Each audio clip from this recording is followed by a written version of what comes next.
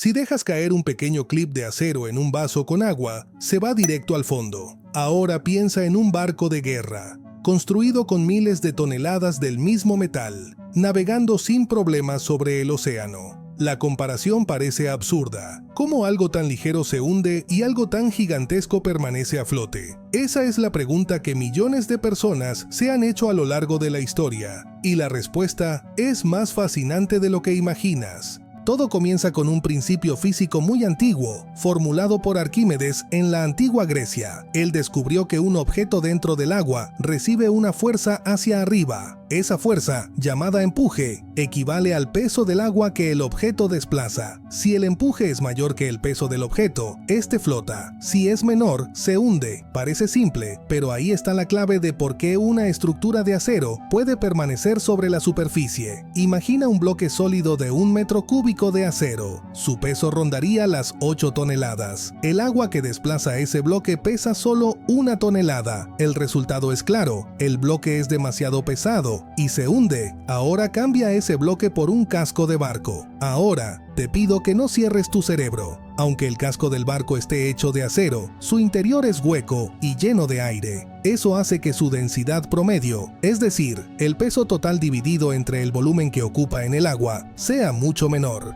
Y cuando la densidad media de todo el barco es menor que la del agua, el empuje es suficiente para mantenerlo a flote. Esa es la primera gran revelación. No importa de qué material esté hecho, importa la relación entre masa y volumen.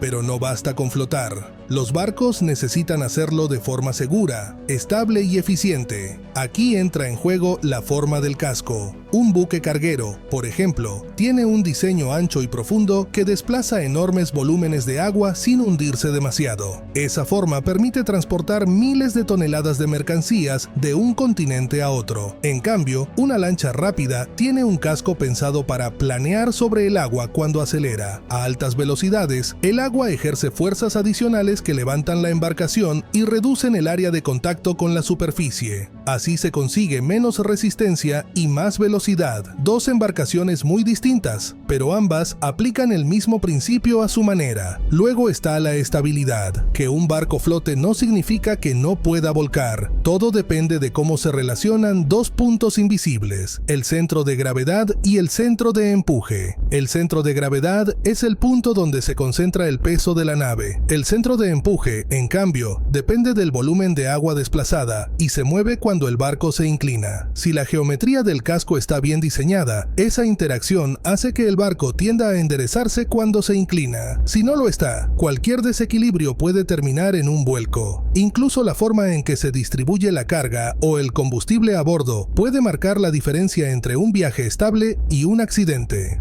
Un fenómeno especialmente peligroso es el llamado efecto de superficie libre. Imagina un tanque dentro de un barco que está medio lleno de agua. Cuando el buque se inclina hacia un lado, el líquido se desplaza hacia ese mismo lado, y con él, el centro de gravedad efectivo. Ese movimiento repentino reduce drásticamente la estabilidad. Es por eso que los barcos modernos dividen sus tanques en compartimentos más pequeños o intentan mantenerlos completamente llenos o vacíos. Otra medida de seguridad es la compartimentación del casco. Desde el siglo XIX, los barcos se construyen con mamparos estancos, divisiones que sellan secciones completas del interior. Así, si un choque abre un agujero en el casco, el agua no inunda todo el barco de inmediato, sino solo el compartimento dañado. Mientras el resto permanezca intacto, el buque puede seguir flotando. El Titanic, por ejemplo, tenía esta tecnología, pero el choque con el iceberg dañó demasiados compartimentos a la vez, superando su capacidad de supervivencia. A raíz de desastres como ese, la ingeniería naval ha avanzado en protocolos y diseños cada vez más seguros.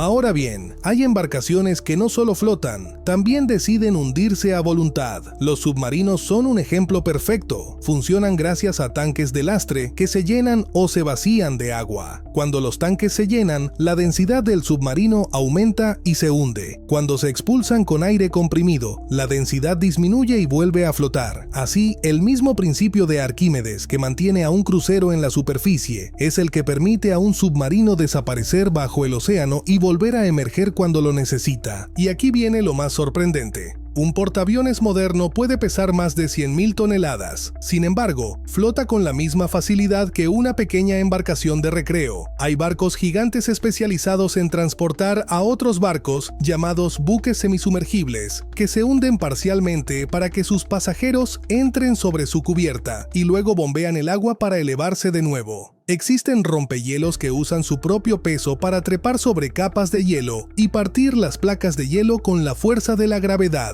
Y hay embarcaciones experimentales con alas submarinas, los llamados hidroalas, que literalmente vuelan sobre el agua. Todo esto siempre bajo la misma ley de la física que descubrió un hombre en una bañera hace más de 2000 años. Pero eso no es todo, por eso te invitamos primero a suscribirte y después puedes ver este video donde te contamos por qué los barcos no usan gasolina o diésel.